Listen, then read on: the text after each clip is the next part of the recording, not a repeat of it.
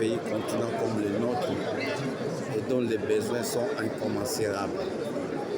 18 milliards pour tous les besoins de ce pays en termes de prise en charge des agents et fonctionnaires de l'État, en termes de fonctionnement des investissements, en termes de tous les problèmes que nous vivons au pays, 18 milliards, c'est largement insuffisant. En fait, ce budget, à mon avis, ne devait pas tenir compte seulement de ce qu'on pourrait avoir collecté comme fonds. Il faut partir en principe des besoins pour que le minimum vital soit calculé, pour que les Congolais se retrouvent. Mais puisque au niveau du minimum vital, le vécu quotidien, c'est combien de milliards? Si on disait par exemple aujourd'hui qu'un Congolais vive moyennement, pour qu'on investisse pour s'occuper de la guerre, le pays a besoin de 80 milliards. Alors vous comprenez, lorsqu'on a 18 milliards, on pourrait bien comprendre ce que vous demandez poser comme question. Malheureusement, la question n'est pas posée. Les 18 milliards, ce n'est pas en fonction des besoins réels du pays, même de manière minimale, j'insiste, mais en fonction de ce que le gouvernement pourrait collecter comme fonds de janvier 2025 à décembre 2025.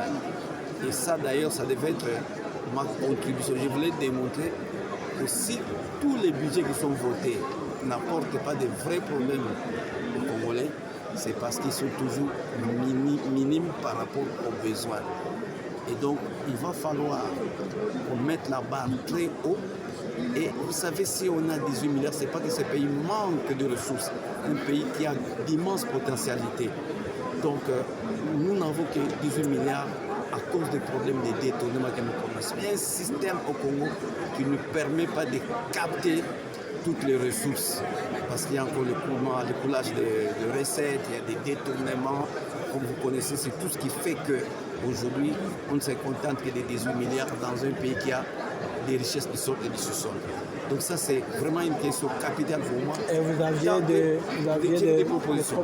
Tant que nous partons, parce que vous voyez que tous les budgets, même quand on était à 4 milliards, quelqu'un dit, quand on était à 4 milliards, on payait un enseignant 100 $. Aujourd'hui, on est à 18 milliards, on paye 80 $. Vous voyez l'écart, c'est à cause de la mauvaise gouvernance. Donc, si le gouvernement actuel peut se démarquer des autres, c'est-à-dire avec un budget conséquent et qui puisse aider les Congolais, il faudrait se démarquer ça par la manière, la force, la capacité de capter des richesses et qu'ils aillent au-delà des 18 milliards, qu'ils bouchent les trous par lesquels les recettes coulent. Je vous donne un exemple simple pour le Congo central, dont j'allais parler si on m'avait donné le temps d'intervenir. Deux cas, je vais vous parler du Congo central et je vais vous parler de l'enseignement. Au Congo central, vous avez le péage qui a été érigé là-bas. Ce péage-là génère des millions de dollars chaque mois. Mais le Congo central n'a que 150 000 $ le mois. Est-ce que le gouvernement contrôle les recettes du péage? Je sais que c'est en concession que le péage est géré. Est-ce que le gouvernement central contrôle réellement ce dont il pouvait bénéficier à partir du péage? Ce dont le Congo central devait bénéficier en termes de recettes du péage. Ce n'est qu'un point d'interrogation. Quand vous voyez le pont Oebeka à Matadi pour traverser le fleuve Congo, vous savez qu'il y a un pont Oebeka. Ces ponts-là génèrent des recettes. Le Congo central n'a aucun dollar depuis plus d'une année. Mais le ministère des Transports reçoit un pourcentage, je crois 10%. Le cabinet du ministre 10%, au Congo central, rien. Quand nous allons dans l'enseignement. Là, vous parlez du ministère central. Les ministres, le gouvernement central, les transports, reçoit là-bas des recettes du péage de OEBK, le pont Maréchal, 10%, je crois, si ma mémoire est bonne, mais le Congo central ne reçoit aucun franc. Est-ce que le gouvernement central contrôle réellement les recettes de ces péages-là? Si nous allons à l'enseignement, à l'éducation nationale, le PST, il y a beaucoup d'argent. Mais est-ce que le gouvernement contrôle cet argent? Je vous donne un exemple, je n'ai pas de chiffres exacts.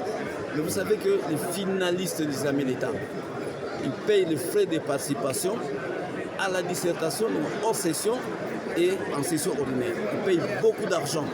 Je crois qu'à Kinshasa, l'année passée, les enfants finalistes de Kinshasa ont payé 84 000 ou 88 000 francs congolais à raison de 54 000 francs congolais hors session et 34 000 francs congolais à la session ordinaire. 84 1000 francs congolais, si vous payez une moyenne d'1 million de finalistes, ça donne combien de francs congolais? En plus de ça, les petites fiches que les finalistes remplissent, les formules d'identification des élèves finalistes là, mais ça vous coûte de l'argent, parfois $20 par élève. Et en termes, si on ne dit pas 1 million, combien les ministères de l'Éducation nationale reçoivent seulement en termes de fiches, en termes de frais de participation. Il faut savoir que malgré cette participation des parents consistante, le gouvernement donne encore une dotation. Et ce qui est grave. Et les frais payés par les parents et la dotation ne permettent pas parfois aux inspecteurs, aux intervenants d'autres pays. Vous connaissez les problèmes parfois.